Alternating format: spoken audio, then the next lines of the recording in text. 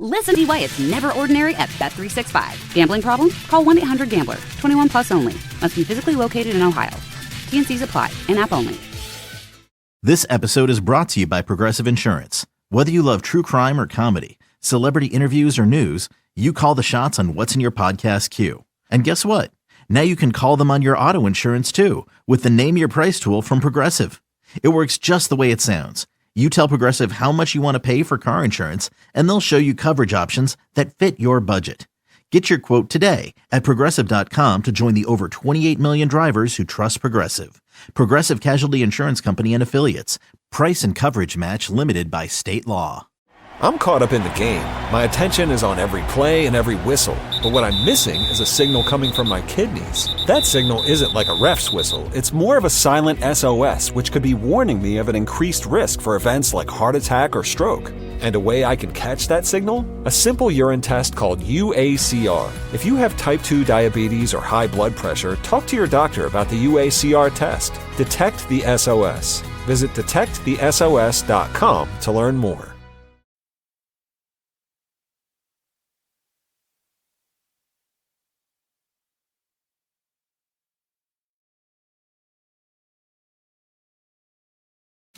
Bet365. Gambling problem? Call 1-800-GAMBLER. 21 plus only. Must be physically located in Ohio.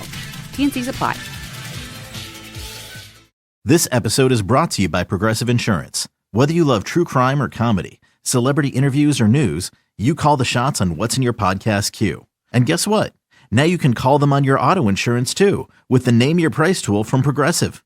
It works just the way it sounds. You tell Progressive how much you want to pay for car insurance, and they'll show you coverage options that fit your budget.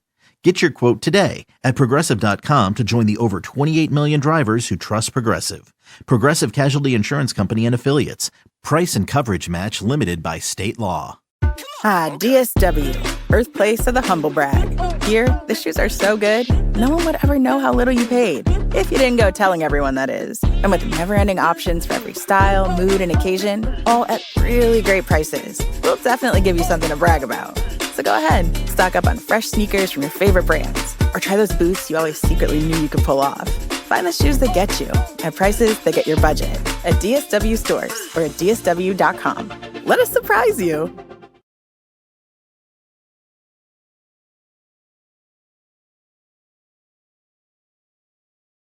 Let's get right to John Feinstein. He's been good enough to join us to talk about his new book. It's called The Ancient Eight, College Football's Ivy League and the Game They Play Today. John, first of all, welcome. We're very happy to have you on our show. A pleasure. Thanks for having me, guys. As I said, I appreciate it. I'm an old sports writer, and you're a sports writer. I'm not going to put the tag old on you, and I did it for a lot of years. What I want to know first and foremost, I think I'm a pretty decent writer. I can't imagine sitting down and writing a book. I don't have the patience or the concentration level, and you've written about 1 million of them. How do you do that? Well, I think the honest answer is I really enjoy it. I was very lucky that my first book, Season on the Brink, when I was in my 20s, did as well as it did because it allowed me to pick and choose my topics after that book came out and after it sold as well as it did. And I've always been able to choose topics I enjoy, to do books that I want to do and to deal with people that I want to deal with. And The Ancient Eight's a perfect example because spending a season with Ivy League players and coaches was just a joy for me. I enjoyed every second of it, except for driving on I-95 here in the Northeast. So, to tell the story of the Ivy League or even to chronicle just one season, you have to go back more than 150 years to the beginning of college football and when the Ivy League began to get together. So what connections were you able to make between then and now? Obviously, it's a very different game, but I know there's some tradition that has lasted that long. What did you discover in that area?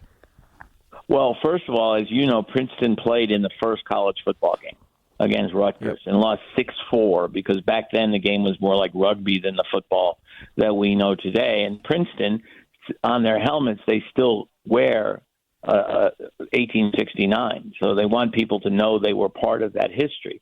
And the Ivy League has had a lot to do with all of college football's history. The Yale-Harvard rivalry dates back to 1875. It is the game, no matter what Michigan and Ohio State say, because they were playing each other 20 years before Michigan and Ohio State ever heard of one another.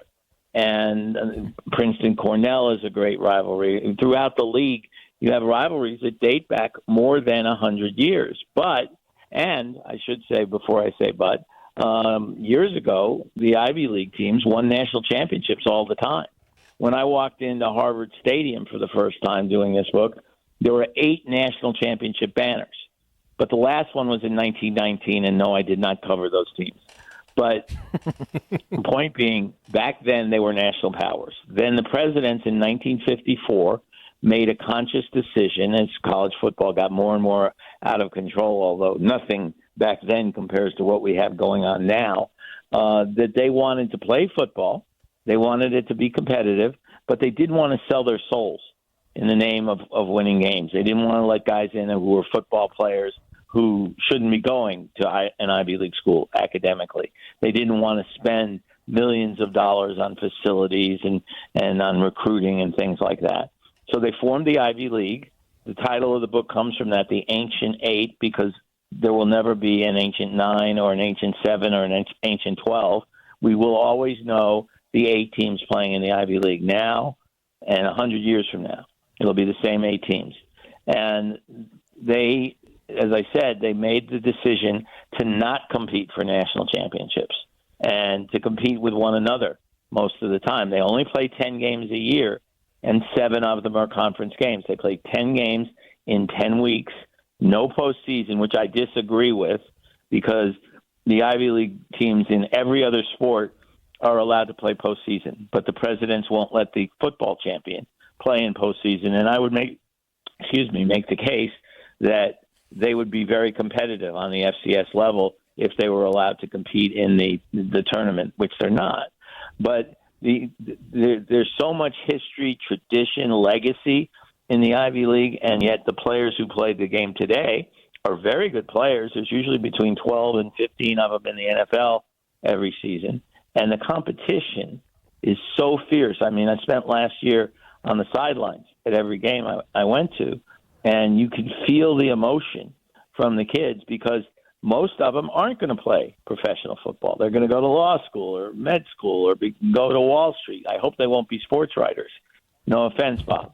But it's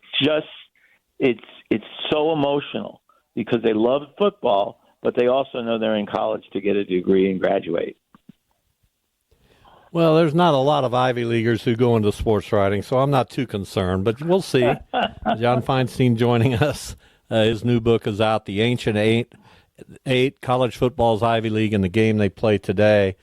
So we're all fascinated by the Ivy League. What's the school in the Ivy League that maybe doesn't get its due? Tell us what you think there. Which one is underrated? Which one do you kind of pull for? Yeah, they're all very good academic schools, as you know.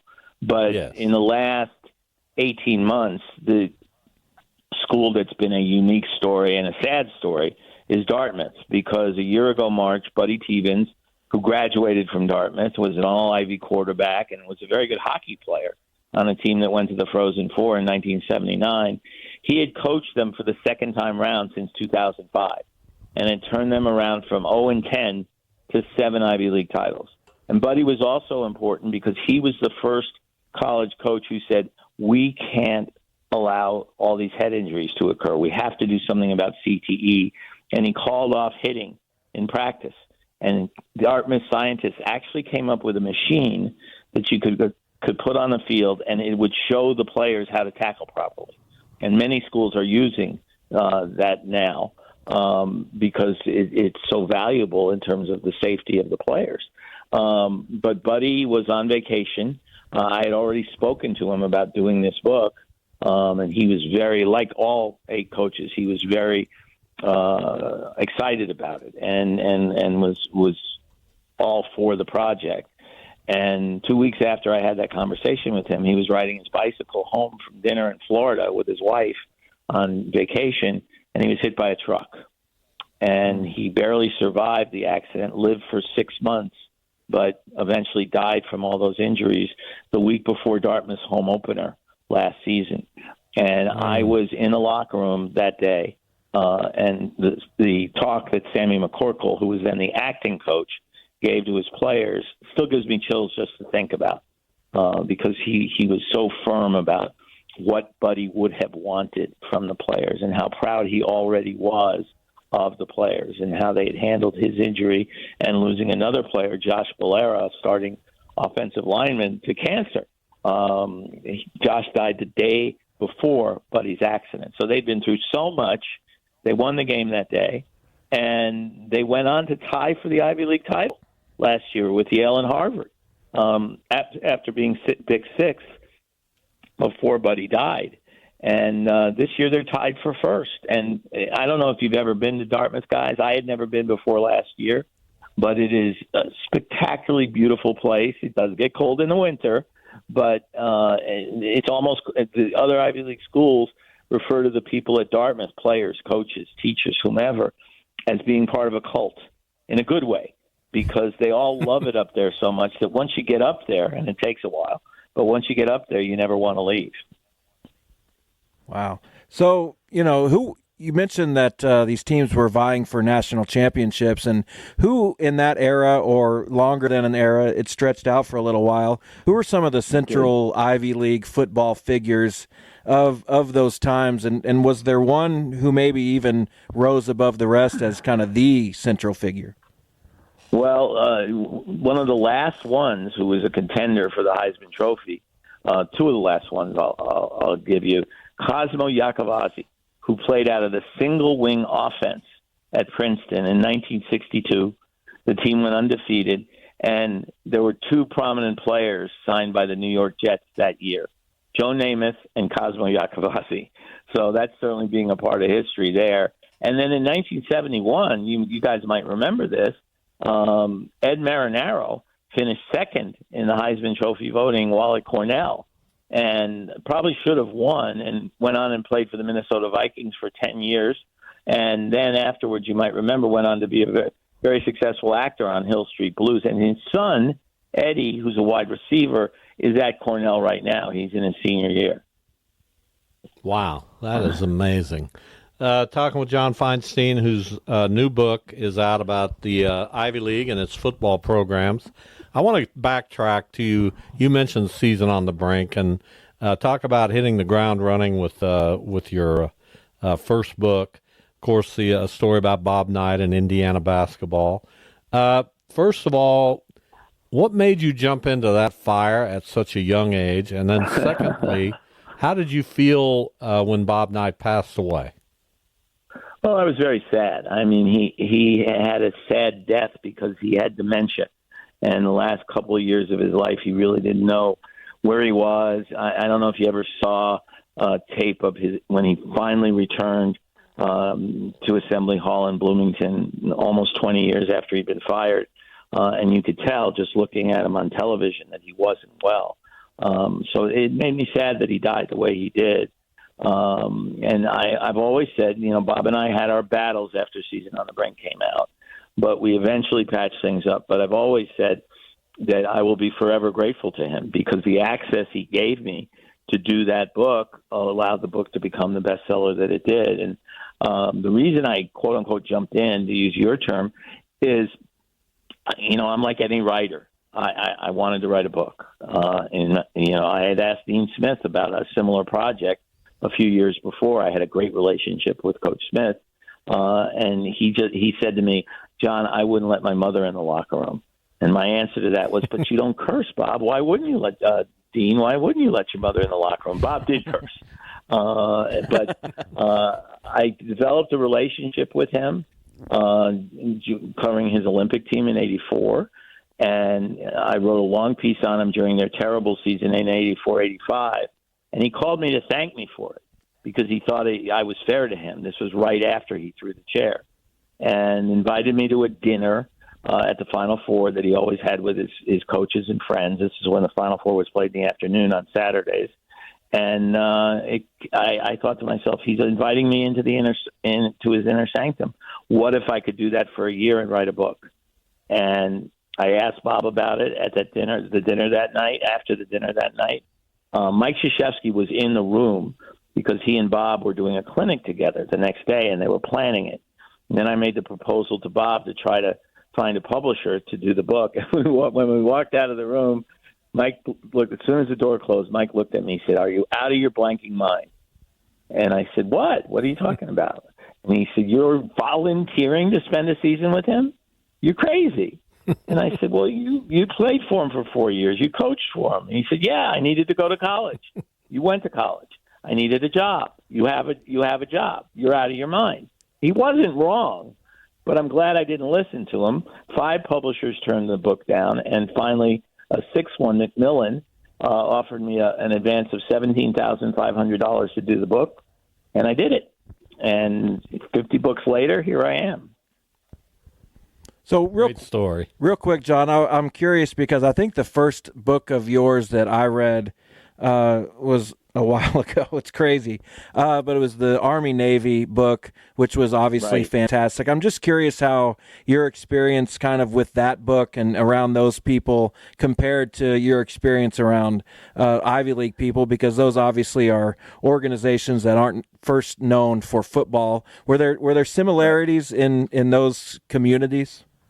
Very much so. Very much so. Obviously, there's no military aspect in the Ivy League, but Civil War in many ways, along with another book I wrote about Patriot League basketball, The Last Amateurs, really inspired this book because I enjoyed the players that I met and interviewed and wrote about in those 2 books so much. They both ended up on the bestseller list. I hope this one will too, but I enjoyed them so much I thought, wow, it would probably be a lot of fun to do a book on Ivy League athletes. I grew up in New York City. I went to Columbia games as a kid. They were terrible, but I still enjoyed going to the games. $4 to get in, by the way, and sit on the 40-yard line. So I went to my publisher and I said, I'd love to try to do a book on Ivy League football. Unfortunately, he had read both The Civil War and The Last Amateurs, and he thought it was a great idea. And at least from my point of view, from the experience that I had, it was a great idea. Well, your writing has touched a lot of people in your life, and I'm sure that's very gratifying. And this latest book, The Ancient 8, about Ivy League football and its history, will do the same. Before we let you go, and thanks again, John, for doing this, do you have is there an idea percolating in your brain for the next book? It's a great question. There are about 5 of them right now. And once I get through with this book tour, I need to sit down with my agent and my editor and see which of the 5 they like the best and which of the 5 I like the best. And I hope I'll get to do another one. Well, we hope so too. Thanks for being on the show with us today. Thanks for having me. I appreciate it, guys. Listen up, football fans. Ordinary at Bet365. Gambling problem? Call 1-800-GAMBLER. 21 plus only. Must be physically located in Ohio. T&Cs apply. In-app only. This episode is brought to you by Progressive Insurance. What if comparing car insurance rates was as easy as putting on your favorite podcast? With Progressive, it is. Just visit the Progressive website to quote with all the coverages you want.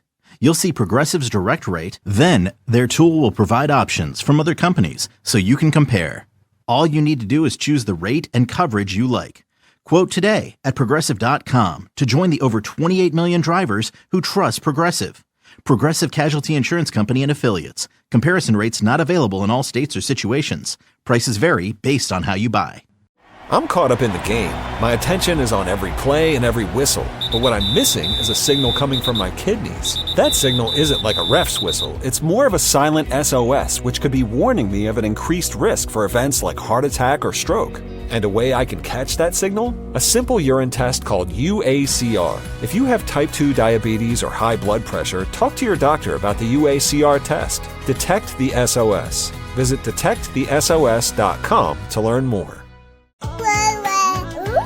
Even when you're playing music, You're always listening to your baby, especially when RSV is on your mind. Beyfortus, nirsevimab ALIP, is the first and only long-acting preventative antibody that gives babies the RSV antibodies they lack. Beyfortus is a prescription medicine used to help prevent serious lung disease caused by RSV or respiratory syncytial virus in babies under age 1, born during or entering their first RSV season, and children up to 24 months who remain at risk of severe RSV disease through their second RSV season.